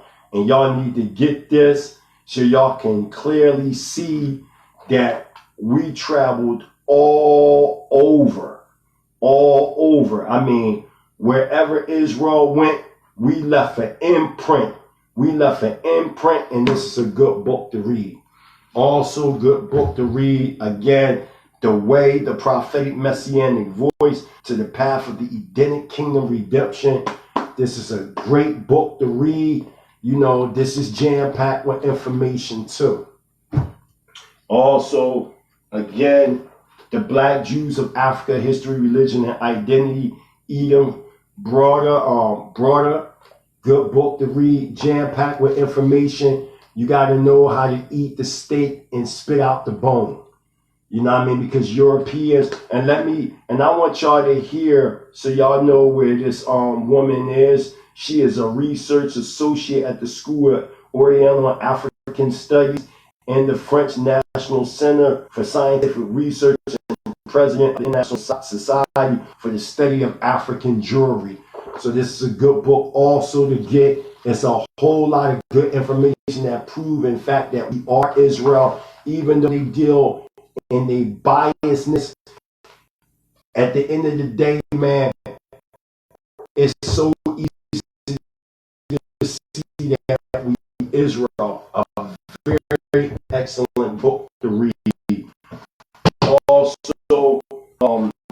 Black Arabia and African Origins of Islam by Dr. Muhammad. Excellent book. It gives you imperial data that you need. Okay, it's an excellent. I'm talking about an excellent book. I mean, he goes in, he does his research, he gives you the academic consensus down the bottom and the footnotes. So as you're reading, he's giving you the numbers, and then you can see through the footnotes what he's saying. So this is an excellent book to have, family. Don't sleep on this book. It's a great book. I mean, a great book to have. Excellent. Also, here, Egypt, talking, writing, did the Torah come from the culture of Talmud? From Kashub, the Danite historian known as Yeshaya Yisrael. Also an excellent book. You want to have this? You know, he goes deep into proving that the Israelites were in fact, you know, in the land of Israel, and that we are in fact the true children of Israel. So y'all definitely want to get this book if y'all haven't gotten it, or y'all need to get it. Y'all need to get this book. Most definitely get this book. Also, I have here Israelites and Jews, The Significant Difference by Kohen Mikael Ben Levi. This is a banging book. It's a must-have because he shows you the difference between Israelites and Jews. So, and I mean, he goes into some major historical data, and he uses academic consensus, and he's a beast. Like, Kohen Mikael is a legend in the Israelite community. He's still living, and he's a major scholar in Israel. You want to get that. Also, you know, to have Babylon and Timbuktu, a history of the ancient black races, including the black Hebrews. So you definitely want to have that. You know, I'm not saying everything in this book is accurate, but it does have a whole lot of jam-packed truth in it. Also, you want to get God's black prophets, deconstructing the myth of the white Muhammad of Arabia and Jesus of Jerusalem. Oh, as a matter of fact, I want to read something to y'all real fast from out of this book. It's funny, it popped right in my hand. So I got to leave y'all with this banger. Genetics also collaborates this data and confirms that Jesus as a Hebrew must have been black. This is for, even though I'm Torah only, this for my Messianic brothers and sisters. Check this out, y'all. This is for y'all. Genetics also collaborates this data and confirms that Jesus as a Hebrew must have been black. The African origins of the ancient Hebrews were noted often by the classical authors. See, and then what it does is it gives you the number, as you can see. See where it says 38 right there? Then you can shoot right down the bottom and look, bang, it gives you 38. So who's saying that classical authors such as Strombo is saying that 16:234, it goes into Josephus against Ampion 122, Tackius Histories Volume 2. You also can see further James Henry Bressett, Ancient Times, Boston, 1916-99, Gerald Massey, A Book of Beginnings, 2 volumes. You can go into Godfrey Higgins' Calypsis and attempt to draw aside the veil of the Santic Isis or the inquiry of the origin of languages, nations, and religions. I mean, it just goes on and on. Now watch this, y'all. And is now confirmed by the genetic data, particularly that related to the so-called Kohen gene, or more properly, the Kohen model haplotype. Now watch this. CMH, discovered in 1997 by Jewish scientists. This patrilineal genetic marker, it is found on the Y chromosome, has a high frequency among the Jewish Ashkenazi and Sephardic priesthood, the Kohanim, and is thought to be a signature of ancient Hebrew ancestry. The haplotype CMH is indeed part of a haplogroup that originated in Afro-Arabia, right? Thousands of years ago, and in high frequencies is believed to indicate Semitism. Watch this. While early reports, largely from Ashkenazi white Jewish writers, tended to portray this discovery as evidence that Ashkenazi Jews are truly Hebrew with a legitimate claim to the Holy Land, further genetic tests and reports demonstrated just the opposite. 2 data sets in particular turned this apologetic use of the discovery on its head. One, the further discovery that the purest surviving remnants of the children of Israel, identified by CMH test, is the tribe of black Jews in India, the Bene Ephraim, and the black Jews of Canaanite, who show a genetic affinity not only to the Israelites in Ethiopia and Yemen, but also to the tribe of black Israelites in South Africa, known as the Lamba, whose relation to the ancient Hebrews have often also been confirmed by the presence of high frequencies of the CMH. And the reports confirming that the CMH is found in high frequencies among the priestly class of both Ashkenazi and Sephardic Jewry. This class only represents 4 to 10% of this jewelry. Most Ashkenazi and Sephardic Jews lack this signature, and in fact have been shown to be genetically related to not the Shemites, but to Gentiles such as the Kurds, Turks, East Europeans, etc.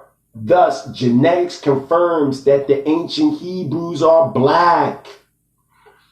Am I lying? Let's find out. Let's go into the American Journal of Human Genetics. Or let's deal with the Journey of Indo-Judaic Studies in the Developing World Bioethics in the American Journey of Human Genetics. Watch this, y'all.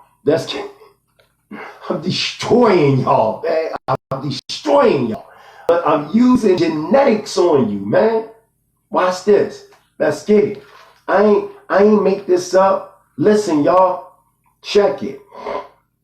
It says, why? Okay.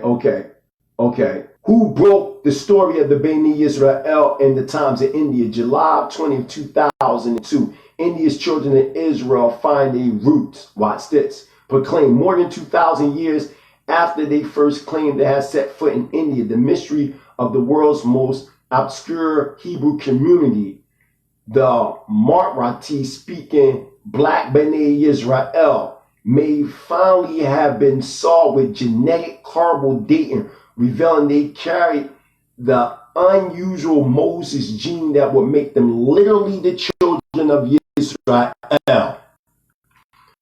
Come on, man. Y'all some nut-ass dudes, man. I don't even know why I'm even going back and forth with y'all.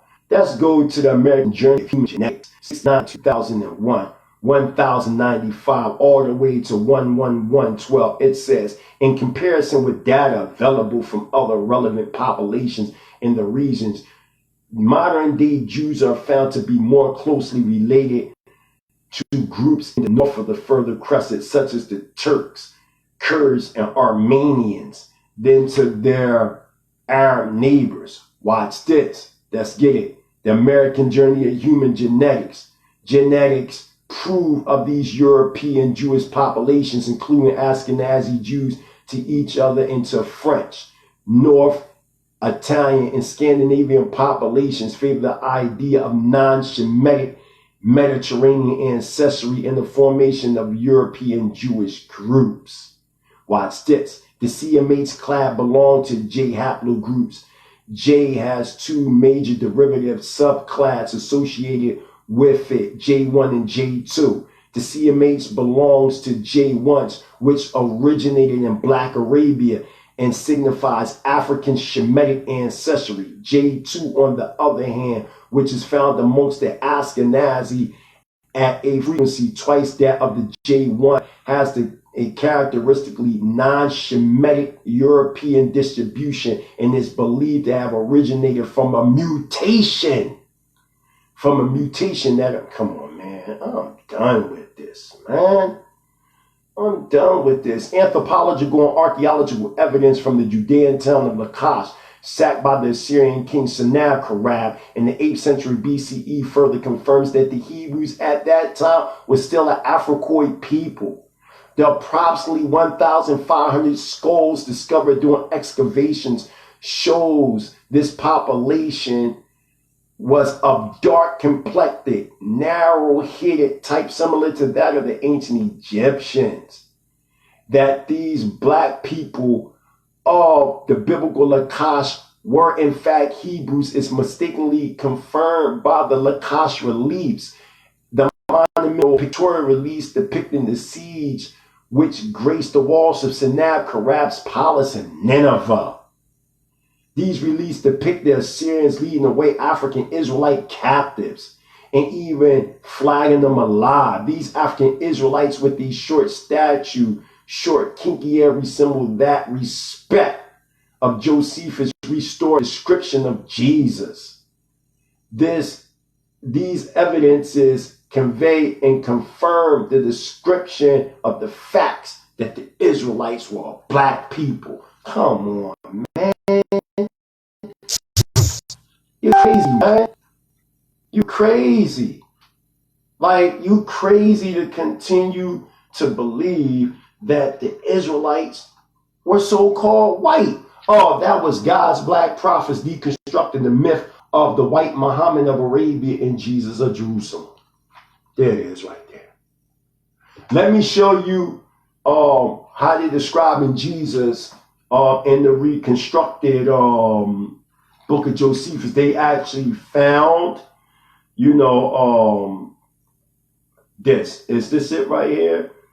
Oh, where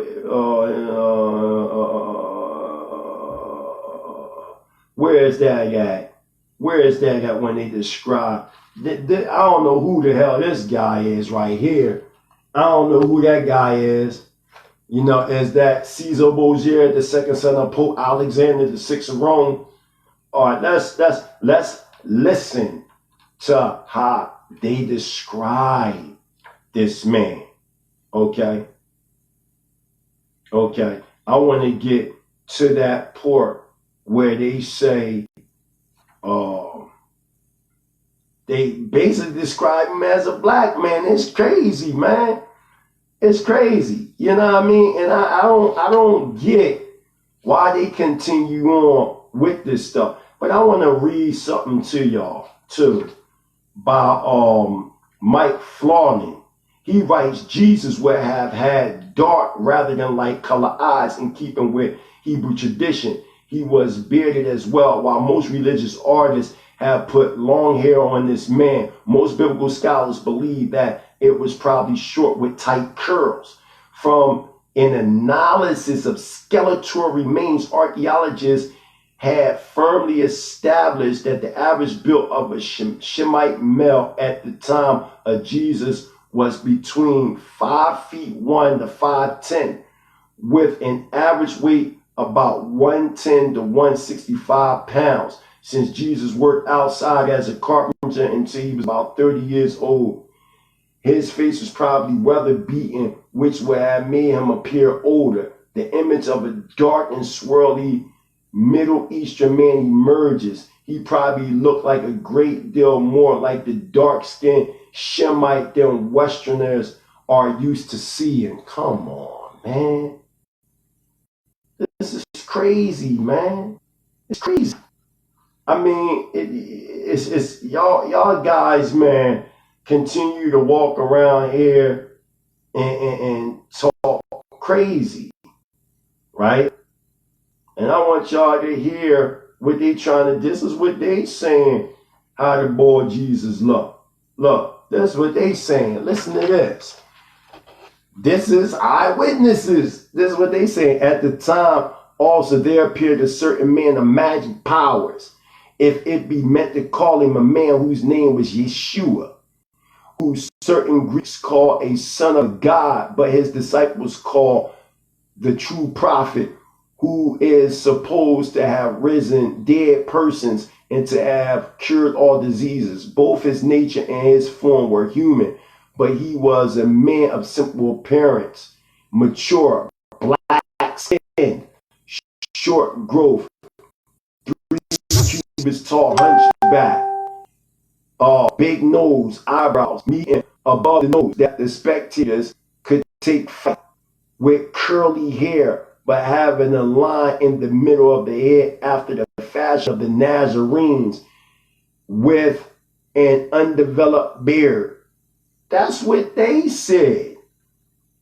That's what they said.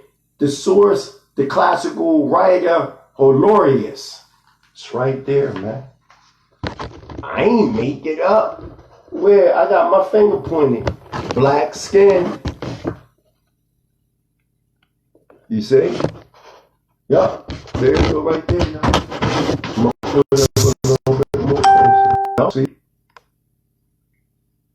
So I'm done. I'm done, y'all. Also get History of Edom and Khazari, the other Israel, the revised edition of History of Edom, the Imposter Jew. Good book to get. I smashed. Look at all this. I smashed these guys, man. This is what I do, man. Y'all know what I do, man. Also, damn, man. It's crazy, man. I had to do what I had to do on them, man. I'm out of here, y'all. You know what I'm saying? I showed them. Oh, also, you can get the African Heretics Exploring the African Presence in the Promised Land by Sar Madiel Ben Yahuda. Boom. This is another one y'all can get. Powerful piece. Y'all can get my book, Our True History, the Diaspora and Our Freedom. Also, if you want to know anything about pre-antediluvian history, good books to read would be part 1 and part 2 here. The Ancient Secret of the Flower of Life, volumes 1 and 2. Y'all gotta have that. Right? Y'all gotta have that. Also, y'all gotta definitely have, let me pour this out. Yeah, man, this is what I do, man. I told y'all, man. I told y'all, man, don't come to my people. Also, unveiling Genesis, mystery of the root races and cycles. A musket. I mean, this thing, man, blow your goddamn head off. And also, you want to get Genesis Unveiled, the lost wisdom of our forgotten ancestors. Excellent book as well. This is all pre-antediluvian history. You know what I'm saying? This is a little bit done. This is a little bit. So I'm done. Oh, I did this on the strength from my elder Qanath. You know what I'm saying? Facebook was acting crazy. You know what I'm saying? They didn't want to, you know, give me like what I needed that time. And, you know, they wanted to come interject. The reception was all messed up. But, you know, I was able to get it through. And as y'all seen, man, you know, these dudes ain't got no real scholarship, man. They really don't, man. They still quoting English versions of the Bible. They still thinking everything is literal in certain aspects of the scripture, man.